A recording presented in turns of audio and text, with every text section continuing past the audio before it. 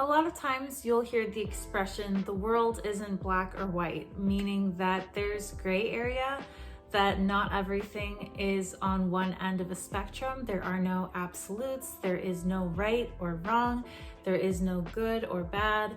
There's this complicated, complex world in between those two dichotomies where everything is chaotic. At least that's how it appears for me as a person with borderline personality disorder who does not have the capability to see anything but black and white.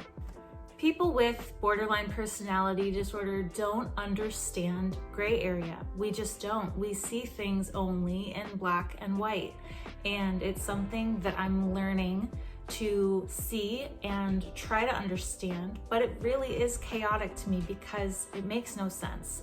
And how can I believe in anything that complicated and nuanced that I can't have a firm judgment of? I can't help it. I have judgment of everything, especially in relationships. It's just the truth. As a person with BPD, I judge very heavily my relationships. And this can look a lot like something called splitting. Splitting is when you see people specifically in black and white, and you either completely love them and think the world of them, or hate and despise them and feel nothing but anger and contempt towards them, and there is no in between. When a person presents to me a moral dilemma and I can't make a firm judgment or grasp of it, it confuses the shit out of me because I don't know how to feel about them, and how I feel about them determines how I treat them and how I let them treat me. You know, if I'm with someone that I think the world of who's abusive, I'll let them abuse me if I feel that they're the man of my dreams.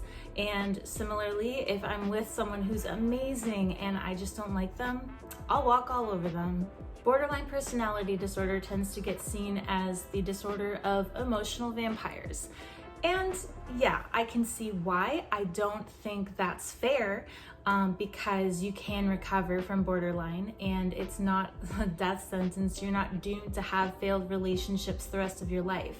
It also doesn't mean that you are abusive in all of your relationships, but it can be true that you bring chaos and instability to your relationships because that's your relationship with yourself.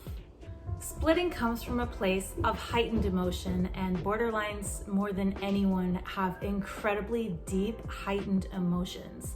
We have very high highs and very, very low lows, and this comes out in the form of mood swings and, bursts, bursts of rage, very fun. And so when things are heightened to an extreme, either very, very high or very, very low, your worldview is shaped with that. Like, a person could maybe not even do anything wrong, but if I'm in a bad place, that alone could make me split. I can split for a multitude of reasons. Like, if I'm in a bad mood and my partner so much as breathes, I could split on him and get really, really angry. I think honestly, a lot of the splitting comes from me projecting my emotions. It's usually a lot bigger of a deal than the actual situation. Like, if he did something simple and sweet, I will go beyond overjoyed. And it could be him bringing home a chocolate bar and suddenly he's my hero. He could sneeze wrong and suddenly he's the worst, right? It's always to the extreme of totally this, totally that, never anywhere in the middle. There's never a time when I feel just kind of neutral. I never feel just kind of like, yeah, I kind of like you. It's never that simple. It's always to the extreme. And it's honestly really confusing because the splitting can go back and forth really fast, multiple times in a day. I don't easily hold grudges because I'll split not long after I start being mad and go back to loving them again. See, I don't have these long-lasting feelings of either good or bad towards anything because they're so fleeting, they're so tumultuous and up and down that it is a constant roller coaster. My emotions are all over the board. It's exhausting. my relationships are very complicated. I never know how I feel about a person. It is confusing because I will be split towards one direction and really not like one of my friends and think, I don't think we're even friends. I don't know why I spend time with her. Like, what isn't even good about her? And then she'll say one nice thing to me and suddenly I'm way off to the moon, like, wow, she's so amazing. I forgot about how great she is. I can't believe I overlooked that. And my fiance will constantly be telling me like, hey, you gotta bring it back down.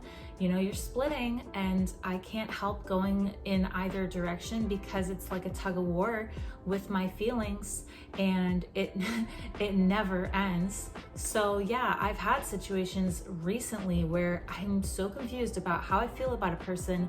I don't even know how to start a conversation. Am I mad at them today? Do I like them today? Because I kind of always feel both equally, and one eventually wins out before the next one does. I honestly can't fathom what it would be like to accept both assets and flaws in a person and see them as a whole picture for all of their good and bad and not judge them for it. I don't try to be a judging person, but splitting inherently is judgment. And what I'm judging is perceived. It's not necessarily true. That's why it's so heightened, because it's not accurate to the degree of what's really being presented here. So I, want to be able to see the gray area and hold both in my hands at the same time and say, okay, you did this, both are one person. I will just see them as two separate entities and interact with them differently depending on which version of them I'm dealing with that day, the good or the bad, because there is no middle.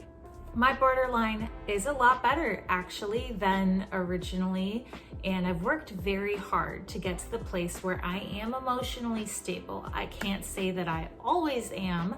I definitely had a little bit of a blow up earlier, but it's not like it used to be where I'd have these rage episodes multiple times a day that would go for hours.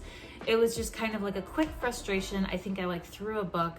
Maybe that's extreme for some people, but for me, that's a walk in the park, right? So it's a lot better. Unfortunately, the splitting is still really hard for me. So while I have some symptoms under control or better manageable now, I still struggle with splitting and it confuses me. I just don't know how I feel about people. Genuinely, it changes so often that I really can't tell. I have no concrete fixed image of a person. I wish I could see them for who they are and not the perception that I'm experiencing. I'm not there yet. I'd like to be there. I'd like to be able to have more calmer relationships, less emotional extremes. I'd really just like to be able to have a pleasant, neutral conversation with the person where I'm not judging them at all, where I'm not really making a checklist of good and bad based on what they're saying.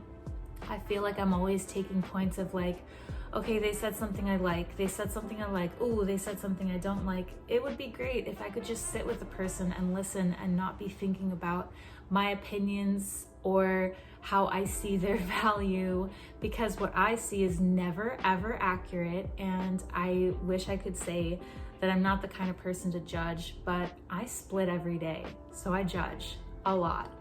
So that's just one side of borderline personality disorder. I think that's just a lesser understood or known symptom of borderline. Obviously, people tend to think of the explosive emotions, but they might not realize how much of it is black and white thinking and how we only see two sides of the spectrum and nothing in the middle. It's not just that we're these terrible people who, try to be judgmental. We just do not know how to see any gray area.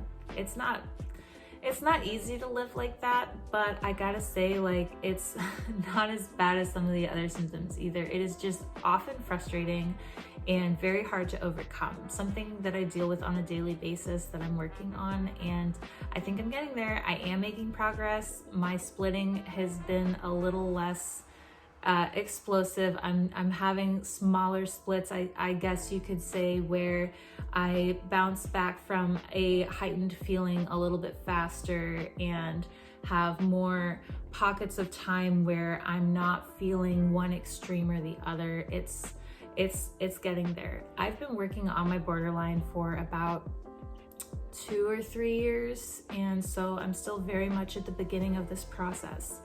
I think this one's going to be one of the longer symptoms to work on, but I'm pleased to see that there is progress moving forward. And anyway, that's just a peek inside the mind of a borderline and what it's like dealing with splitting. Thank you so much for watching. I appreciate you. If you've made it all the way to the end, thank you. And always be sure to like, comment, or subscribe. I put out new content every Monday and Thursday, so stick around, there'll be more to come. Thank you. Bye.